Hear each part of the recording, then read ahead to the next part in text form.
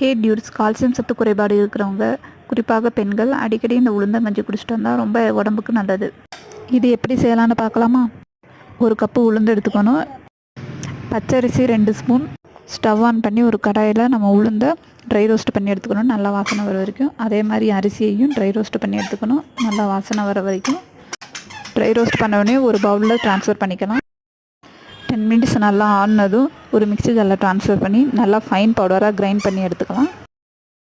இந்த அளவுக்கு பவுடர் பண்ணி எடுத்துக்கலாம். நம்ம கிரைண்ட் பண்ணி வச்சுருக்க மாவு ஒரு 4 ஸ்பூன் ஒரு பவுலில் எடுத்துக்கலாம். ஒரு டம்ளர் உளுந்தங்கஞ்சிக்கு 1 ஸ்பூன் மாவு. நான் 4 ஸ்பூன் மாவு எடுத்திருக்கேன். 1 டம்ளர் தண்ணி ஊற்றி நல்லா கட்டி இல்லாமல் நல்லா கரைச்சி எடுத்துக்கலாம். நம்ம அரைச்சி வச்சுருக்க மாவு 1 மந்த் ஆனாலும் நல்லா இருக்கும், தண்ணி படாமல் வச்சுருந்தா. ஸ்டவ் ஆன் பண்ணி ஒரு கடாயில் 4 டம்ளர் தண்ணி சேர்த்துக்கலாம். தண்ணி நல்லா சூடானதும் நம்ம கரைச்சி வச்சுருக்க மாவை அதில் சேர்த்துக்கலாம். நல்லா கட்டி இல்லாமல் நல்லா கலந்துக்கிட்டே இருக்கலாம்.